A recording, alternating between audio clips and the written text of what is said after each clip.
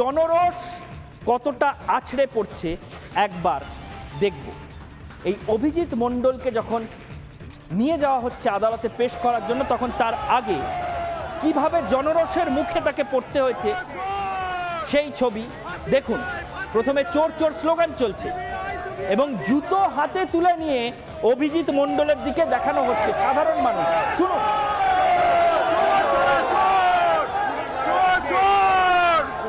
ফাঁসি চাই, ফাঁসি চাই, সিবিআই তুমি ফাঁসি চাই। এই তো কলকাতা পুলিশের বিরুদ্ধে বিক্ষোভ দেখাচ্ছে না। শুনলেন, চোর চোর, ফাঁসি চাই, ফাঁসি চাই, এবং জুতো হাতে তুলে নিয়ে দেখানো হচ্ছে। সাধারণ মানুষ একদম স্বতঃস্ফূর্তভাবে সাধারণ মানুষ জড়ো হয়ে যাচ্ছেন এদেরকে দেখতে পেলে জুতো দেখাবেন। এই একটা ঘটনা নয়, এর আগে সন্দীপ ঘোষের সঙ্গেও এই রকম ঘটনাই ঘটেছিল। তাকে যখন আদালতে পেশ করা হচ্ছিল, তাকে নিরাপত্তার ঘেরাটোপ পার করে তার মাথায় চাটি মারতে গিয়েছিল জনতা। সেই ছবি দেখে নিন, সেদিনকার ছবি। পরপর এই ঘটনা, এইভাবে জনরোষ তৈরি হচ্ছে। কতটা জনরোষ গোটা বাংলায় তৈরি হয়ে রয়েছে এদের বিরুদ্ধে, সেই ছবিটা দেখুন। সেই আগের দিনের ছবি একটু আগে দেখালাম, অভিজিৎ মণ্ডলের সঙ্গে কি ঘটনা ঘটেছে আজ, আর আগের দিন সন্দীপ ঘোষকে আদালতে পেশ করার সময় কি ঘটেছিল সেটাও দেখালাম। এটা হলো অভিজিৎ মণ্ডল বা সন্দীপ ঘোষদের বিরুদ্ধে জনতার প্রতিক্রিয়া। কিন্তু তার সঙ্গে আরও একটা প্রতিক্রিয়ার ছবি আপনাদের দেখাবো। গতকাল রাতে, মানে শনিবার রাতে, যখন এই খবরটা প্রকাশ্যে এলো যে সন্দীপ ঘোষ এবং অভিজিৎ মণ্ডল এবার খুন ধর্ষণের ঘটনার তদন্তেও গ্রেফতার হয়ে গিয়েছে, তখন আন্দোলনকারী ডাক্তারদের মধ্যে যে উচ্ছ্বাস উদ্দীপনার ছবিটা দেখা গিয়েছে, তারা কতটা খুশি হয়েছেন সেই ছবিটা এবার দেখুন। দেখুন, আনন্দে একে অপরকে আলিঙ্গন করছেন তারা। এবং এর আগেই মুখ্যমন্ত্রীর বাড়ি থেকে কোনো বৈঠক না করে তাদের ফিরতে হয়েছিল। তারা অত্যন্ত বিমর্ষ ছিলেন যে মুখ্যমন্ত্রী শেষ পর্যন্ত বৈঠক করলেন না। কিন্তু এই একটা খবর যে সিবিআই এবার খুন ধর্ষণের ঘটনায় এদের গ্রেফতার করে নিয়েছে, তাদের মধ্যে খুশির জোয়ার এনে দিয়েছে। সৃজিতা, এই ছবি কি অনেক কথা বলছে না? নিঃসন্দেহে এই ছবি অনেক কথা বলছে। এই ছবি প্রমাণ করছে যে সত্যের পথে থাকলে জয় নিশ্চিতভাবে হয়। তবে একটা বিষয়, যখন সিবিআই তদন্ত শুরু করে এবং দিনের পর দিন কাটছে, হয়তো অনেকের মনেই একটা আশঙ্কা তৈরি হয়েছিল বা একটা সন্দেহের জায়গা তৈরি হয়েছিল যে আদৌ এই তদন্ত কোন দিকে যাচ্ছে, আদৌ বিচার অভয়া পাবে কিনা। এই প্রশ্নটা যখন চারপাশ দিয়ে ঘোরাফেরা করছে, তখনই খবর আসে যে সিবিআইয়ের হাতে দুজন গ্রেপ্তার এবং ভীষণ গুরুত্বপূর্ণ দুই ব্যক্তি গ্রেপ্তার হয়েছে। তবে এটার আভাস আমরা আগেই পেয়েছিলাম। কিভাবে পেয়েছিলাম? যদি আমরা সুপ্রিম কোর্টের শেষ যে সওয়াল জবাব, শেষ যে শুনানি, সেই শুনানিটা আমরা প্রত্যেকে শুনেছিলাম।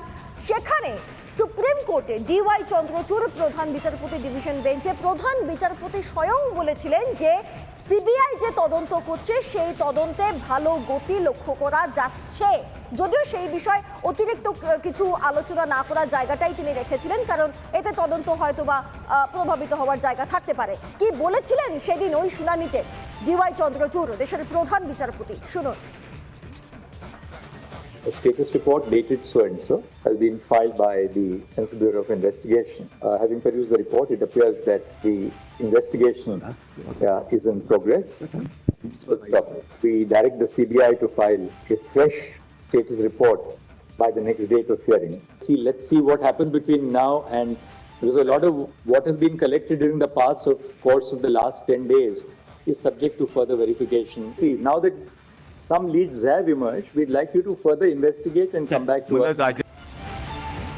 যে অংশটা আমরা আপনাদেরকে শোনালাম সেটা অন্তত এটা পরিষ্কার করে যে শীর্ষ আদালতের কাছে আগের বারে যে রিপোর্ট সিবিআই পেশ করে তাতে তারা বুঝতে পেরেছিলেন যে তদন্ত একটা সঠিক গতিতেই এগোচ্ছে, সেটা তারা বুঝতে পেরেছিলেন। ফের আমরা সোমবার দিন বুঝতে পারবো যে কি কি রিপোর্ট সিবিআই জমা দেয়। কিন্তু যখন মানুষের মনে একটা একদিকে আশার সঞ্চার হচ্ছে যে ঠিক আছে সিবিআই তদন্ত করছে, কিছু হয়তো আমরা আশার আলো দেখবো, আরেক দিকে একটা মনের মধ্যে কোথাও শঙ্কাও তৈরি হচ্ছিল। এবং আপনারা ইতিমধ্যেই জানেন যে মুখ্যমন্ত্রীর বাড়ি অবধি গিয়ে হাত জোর করে বলা সত্ত্বেও কিন্তু শেষ পর্যন্ত সেই বৈঠকটা হয়নি, তাদেরকে সেখান থেকে বেরিয়ে যেতে হয়। কিন্তু তারপর যে ঘটনাটা ঘটলো যে দুজন গ্রেফতার হয়ে গেলেন তাদের কিছুটা উচ্ছ্বাস আবেগ তা আমরা ছবিতে ইতিমধ্যেই দেখে ফেলেছি। এর পরবর্তী অংশ ঈশানদের। মুখ্যমন্ত্রীর বাড়ি থেকে যখন বৈঠক না করে ফিরতে হলো পড়ুয়াদের, সেই সময় তারা কতটা বিমর্ষ ছিলেন, তারা কিভাবে কেঁদে ফেলছিলেন, তারা কিভাবে আশা হারিয়েছিলেন যে এই সরকার কোনোভাবেই ডাক্তারদের দাবি, আন্দোলনকারীদের দাবিকে মান্যতা দিতে চায় না। এই রকমটা যখন মনে হচ্ছিল এই আন্দোলনকে শেষ পর্যন্ত সাফল্যের দরজায় পৌঁছে দেওয়া যাবে কিনা, যখন বিমর্ষ হতাশ হয়ে পড়ছিলেন আন্দোলনকারীরা, ঠিক সেই মুহূর্তে খবর আসে যে অভিজিৎ মণ্ডল আর সন্দীপ ঘোষকে সিবিআই এই খুন ধর্ষণের তদন্তে গ্রেফতার করে নিয়েছে। এবং তারপরেই পর মুহূর্তেই, যার আগের মুহূর্ত পর্যন্ত তারা বিমর্ষ ছিলেন, এই খবরটা পাওয়ার পরে তারা কতটা উচ্ছ্বসিত হয়েছেন এবং তারা যে সঠিক পথেই আছেন সেটা তাদের যে আরও একবার উপলব্ধি হয়েছে, সেই প্রতিক্রিয়া আপনাদের দেখাবো। আমাদের প্রতিনিধিরা একেবারে লাইভ তুলে এনেছিলেন সেই ছবি, আজ আরও একবার দেখাচ্ছি সেই ছবি। কি ছিল কালকে এই খবর পাওয়ার পরে আন্দোলনকারী জুনিয়র ডাক্তারদের প্রতিক্রিয়া?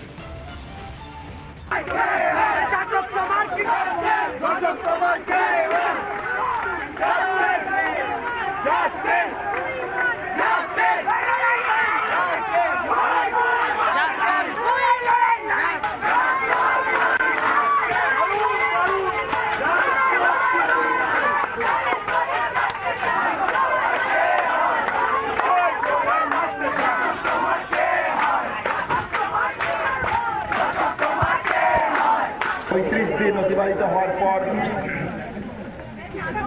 সিবিআই ইনভেস্টিগেশন যে চলছিল, কোর্ট মনিটর সিবিআই ইনভেস্টিগেশন, সেই জায়গা থেকে সন্দীপ ঘোষ স্যার এবং টালা থানার ওসি অ্যারেস্ট হয়েছেন। আমরা মনে করি আন্দোলনের একটা জয়। অভিজিৎ মণ্ডল আর সন্দীপ ঘোষের গ্রেফতার হওয়ার খবরে আন্দোলনকারীদের মধ্যে উচ্ছ্বাসটা কিভাবে তৈরি হয়েছিল সেই ছবি দেখালাম। এবার তাদের বক্তব্যও শুনে নিন যে এই গ্রেফতারির খবর পাওয়ার পরে কিভাবে সিবিআইকে গতকাল রাতে তারা কুর্নিশ জানিয়েছেন। শুনুন। আজকে আমাদের 35 দিনের এই যুদ্ধ, তার একটা পুরস্কার মাত্র আমরা পেলাম। আজকে যেই মানুষটার নামে পুরো আর্জিগড়, পুরো বাংলা, পুরো ভারত দাঁড়িয়েছে, সেই সন্দীপ ঘোষ আজ ধরা পড়েছে। এবং আজকে সিবিআই কে কুর্নিশ সে দেখিয়ে দিল যে এই খুন ধর্ষণেও সন্দীপ ঘোষ ছিল। চিকিৎসক পড়ুয়ারা সিবিআইকে কুর্নিশ জানিয়েছেন এই পদক্ষেপের জন্য এবং তাদের আশা ভরসার জায়গাটা কিছুটা অক্সিজেন তারা পেয়েছেন, এই ব্যাপারে কোনো সন্দেহ নেই। কিন্তু কারা এই তদন্ত করছেন, সিবিআই এর টিমে কারা কারা রয়েছেন, চলুন আমরা একবার দেখে নিই।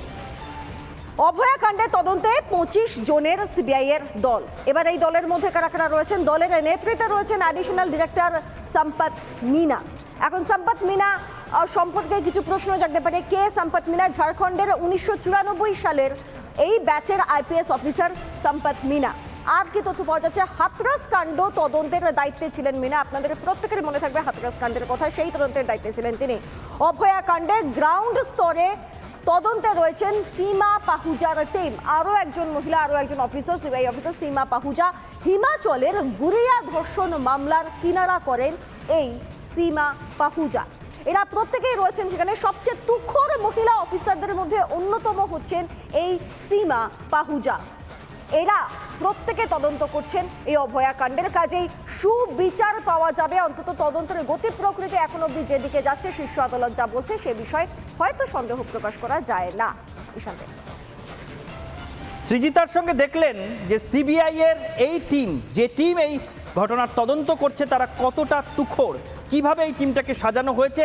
এবং এইটা দেখে নিশ্চয়ই বুঝতে পারছেন কেন সুপ্রিম কোর্ট সিবিআই এর দেওয়া রিপোর্ট সম্পর্কে সন্তোষ প্রকাশ করেছে, কেন গতকাল সিবিআই এমন পদক্ষেপ করতে পেরেছে জানিয়ে আন্দোলনকারী চিকিৎসকদের মধ্যে উচ্ছ্বাস তৈরি হয়েছে। কিন্তু প্রশ্ন এখানে সবচেয়ে বড় এটাই যে অভিজিৎ মণ্ডল নামে যাকে গ্রেফতার করা হয়েছে, যিনি কলকাতা পুলিশের আধিকারিক, যিনি ওই ঘটনার সময় টালা থানার ওসি হিসেবে দায়িত্ব সামলাচ্ছিলেন, তিনি যদি তথ্য প্রমাণ লোপাটের অভিযোগে যাকে গ্রেফতার করা হয়েছে তিনি এই তথ্য প্রমাণ লোপাট যদি করে থাকেন তাহলে কার নির্দেশে করলেন, মানে এরপরে কার দিকে পৌঁছবে সিবিআই এর লম্বা হাত, তারপরে কার কাছে পৌঁছে যাবে আইনের লম্বা হাত। একজন আইনজীবীর মুখেই শুনে নিন সেই আশা আশঙ্কার দোলাচলের কথা।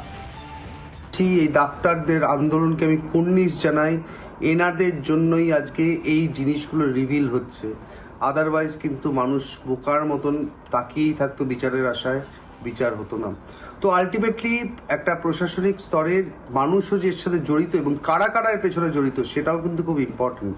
তো সেগুলো নিশ্চয়ই আমরা আশা রাখছি সিবিআইয়ের ওপরে, অনারেবল সুপ্রিম কোর্ট মনিটর করছেন, অনারেবল সুপ্রিম কোর্টের উপর আশা রাখছি নিশ্চয়ই এটা রিভিল হবে। অর্থাৎ আইনজীবীরা বলছেন যে তিনি আশা রাখছেন এবং সর্বশেষ স্তর অবধি পৌঁছানো হবে এই তদন্তে।